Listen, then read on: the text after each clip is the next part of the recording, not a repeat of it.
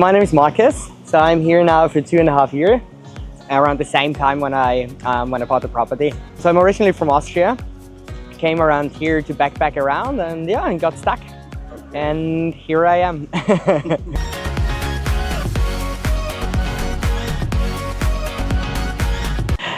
To be fair, yeah, when I bought the house, I first bought it as a property. I haven't thought about opening a hotel.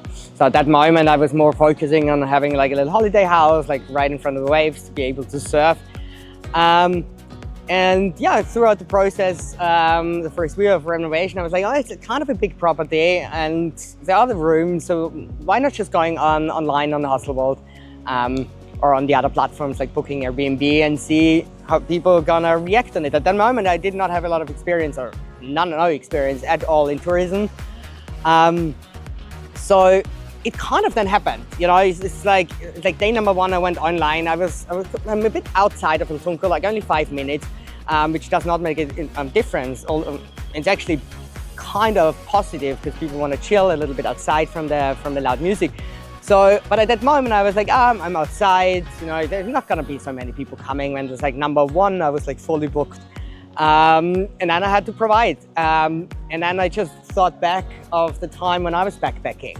It's like, what do I actually want when I'm in a place? What is important for me? For example, like little things, like having free bikes to run to the grocery store, having all the surfboards I need to rent in order to surf out front, some events here, some rentals there, free yoga. Otherwise I probably wouldn't do it. And so I just thought back, how was it, or how did I feel when I was traveling? What was my money worth spending on?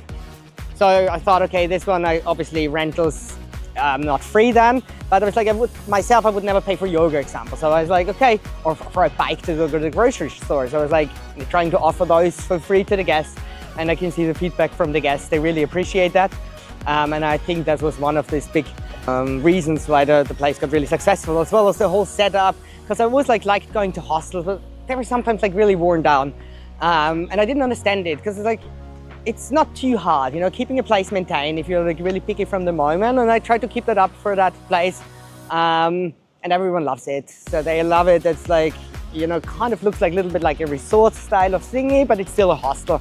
And I think that was the main reason for the success.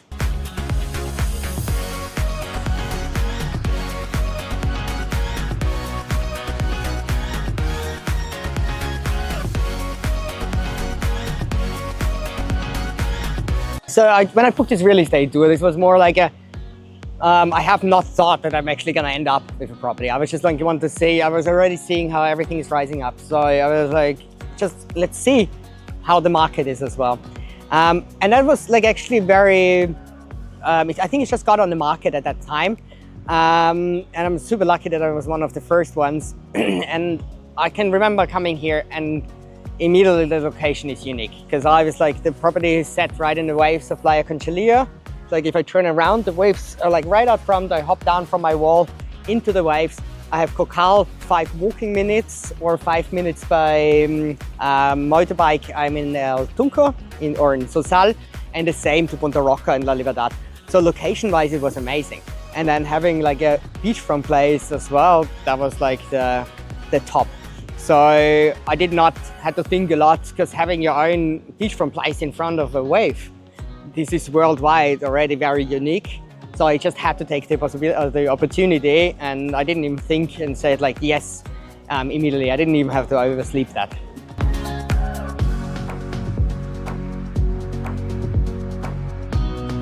I think the process haven't changed a lot so far, and it was super easy. I was surprised how easy it was.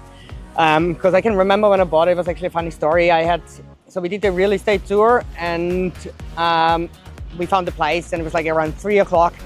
And I had a flight next morning out already at around 9, I think, or 10ish. I think I had to be at the airport. So I was like, yeah, let's go for it. Let's do it. And Goodlife El Salvador were super forward. They had a great lawyer. They immediately called up the lawyer. The lawyer set up the contract while we were on the way up to San Salvador. An hour later, after I said yes, an hour and a half later, I already signed the promise of sale. And that was it. And then the only thing you also need in the country is the NIT number. It's like the tax number. Easiest thing ever. Next morning I slept in San Salvador. Next morning at like 7 we went straight to the office so I can get the tax number. I needed that in order to make the transfers and all that. That took half an hour maybe, and from there Uber to the airport, and I was out of the country before then finally sitting in the plane was like, oh my god, what did I just do? So it was that easy, and I know it's still that easy. So the process is the easiest in the world. You get the NIT number, this takes half an hour, then set up with a lawyer. They set up a promise of sale, you transfer the money, the lawyers like go through all the documents, they're gonna check that the property is safe to buy, so there's no risk. And that's it. And after that, the government is really helpful. The water company or the electricity company is super helpful to change everything in your name. You can buy your car, you can buy your motorbike. With that NIT number, you can all register that in your name. So yeah, so you can own a company, a property here to 100% on your name, privately or as a business. And the next process, even to start a business, now they changed the rules in January as well. So now it's super easy to open up your own business where you can basically hold 100% as a foreigner of this business. And that way, as a next step, you can get your business visa. So you can actually stay in the country and don't have to like do visa runs.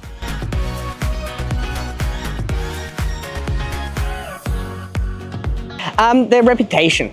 So at that time I was staying in Horizonte, and if it came to real estate agents, El Salvador was very well known and had a really, really good reputation.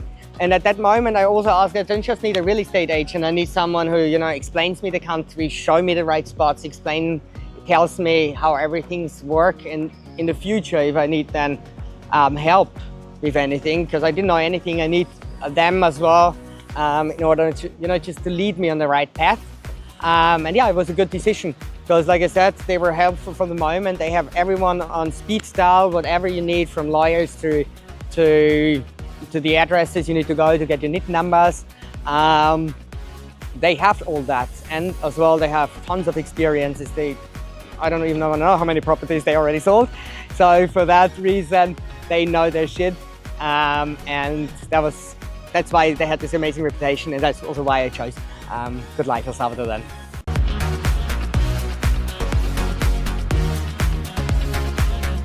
Absolutely great. I mean, absolutely great. Like highly recommendable. There's more than 3 words now, but you know, they know their stuff, they know the market, and they know all the properties who are on the market.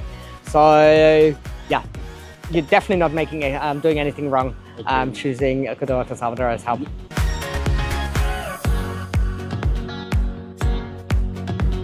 Like most of the other backpackers, no one really knows a lot about El Salvador. Same with me. And so we've been a little travel group, and we were in Mexico in Guatemala, and most of them were just like bypassing. And I'm like, hell no, and we were already taking a bus through El Salvador. I might just go off and also have a look at the country. So at that moment, I didn't know anything about El Salvador. So the rest of my group, there was just like one person following me. So we got up, got out in Horizonte this time. We got out in Horizonte at that time. And yeah, and that was the best decision ever. The other friends moved to Nicaragua instead. The biggest mistake in their life. But yeah, I'm so glad I got off that bus, and yeah, and I'm still here.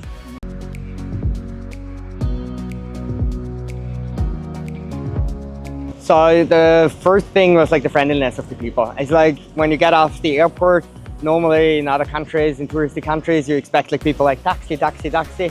And here, if you get off, taxi drivers would chill, and there's like, oh, you need a taxi, and there's like, no, I'm good, I'm sorted. And normally like, no, you still have to come. But here they're like, no, that's fine, enjoy our country. And I was like, really? This is very unusual. So that was my first impression, and until today, it hasn't changed at all. Like, people are so friendly in the country.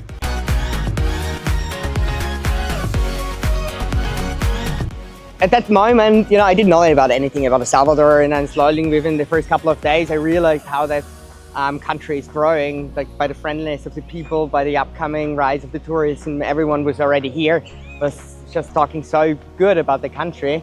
So that was basically then the moment where I'm like, all right, let's have a closer look into it. And that's was the moment when I found Goodlife El Salvador. Just by mouth to mouth, I was just asking people, oh, you know someone who knows the area, who can show me around, and another good decision. And then that's how I got to the Goodlife El Salvador, and they showed me around. We did a real estate tour, and that's where I found the property.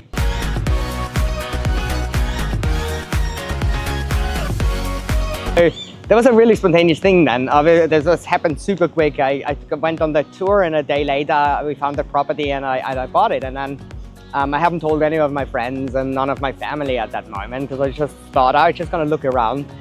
And yeah, you know how moms are. As soon as I sent her the property, it was like, hey, look what I just bought in El Salvador. Like within seconds, I got like, I think 1,000 messages with all this Google search results saying, oh, worst country, most dangerous country. And like, it's so sad that those things are not up to date yet. It's super sad that the governments of the countries haven't changed the warning yet.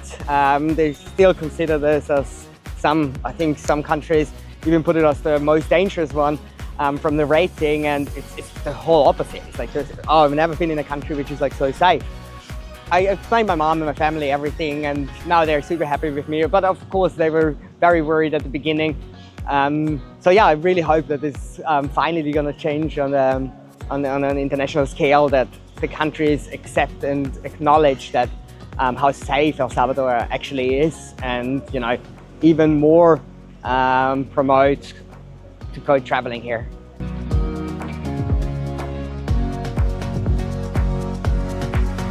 So safety-wise, when I came 3 years ago, it was already very safe. So on that aspect, all those 3 years, I never heard or seen anything sketchy, anything scary, or any crime whatsoever, whether in the news nor in real life. I don't know anyone as well. So the safety aspect, it's still very, very safe, and it will continue to stay that safe.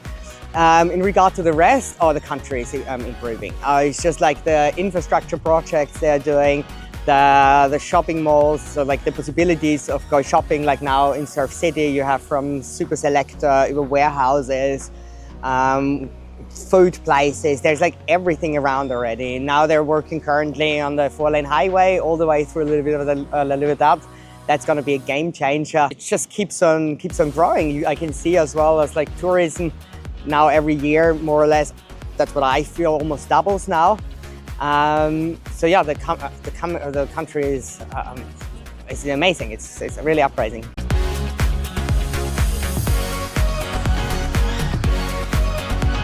Oh yeah, so the community is great. There are a lot of expats. Everyone is super motivated to do something, super helpful if you need anything. So there's a really, really good community. Everyone goes surf in the mornings or surf in the evenings in regard to what work they do. But what I also like feel is like more and more people who come to my hotel, or people I meet out there, everyone who is here considers whether like staying there or at least coming back to the country. So yeah, the feedback is just, I have never heard anyone saying, okay, El Salvador, it's a big mistake coming here. Like never, never, ever.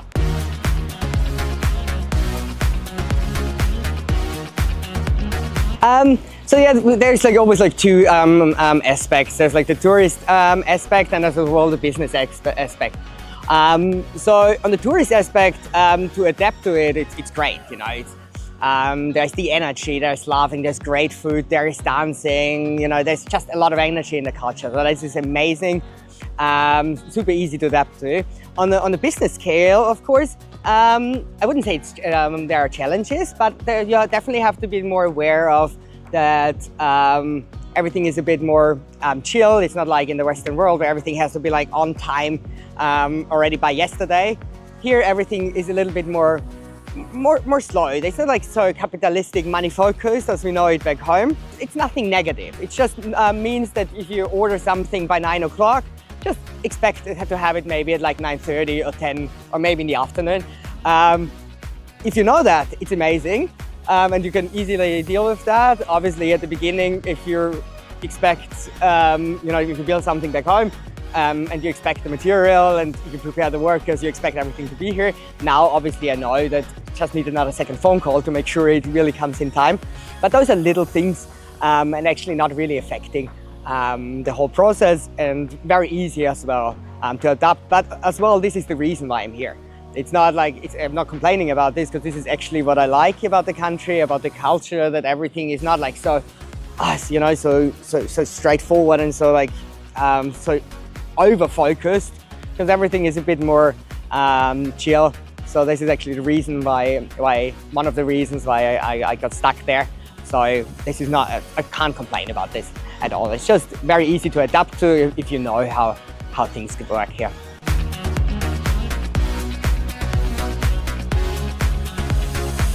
Oh, there are a couple of good places. That's why I still say that's why everyone is so happy coming as a tourist here and get stuck here in the country, because El Salvador is so overrated. It's not, you don't see a lot before you come here, and then you're actually surprised how nice places there are. So for example, if you had a little bit more towards the border of Nicaragua, there's the volcano Conchalio, amazing view, or even closer towards Santa Ana, close to Ruta Flores, is this amazing big hot spring waterfall. Like, and only know like hot springs being small, and that's like a massive waterfall, and it's like not touristy at all. It's like one of my favorite places, obviously besides the beach and the surf, which is the reason why I'm here. But this is just one out of many places. There is other lakes, there's Ruta Flores, there is another little waterfalls, like normal waterfalls around the area. So yeah, but those Conchalio and the hot spring waterfall are definitely one of my favorites. But yeah, this is just one of many things to do here in El Salvador.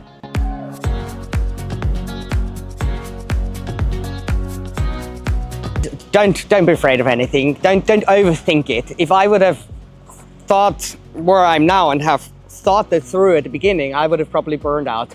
Just take it step by step. And the good thing here, why you don't have to worry at all, is people are so helpful. The government is helpful, the people from the offices of the government. If you want to buy and invest a property, change your electricity, change your water, need to build, buy material.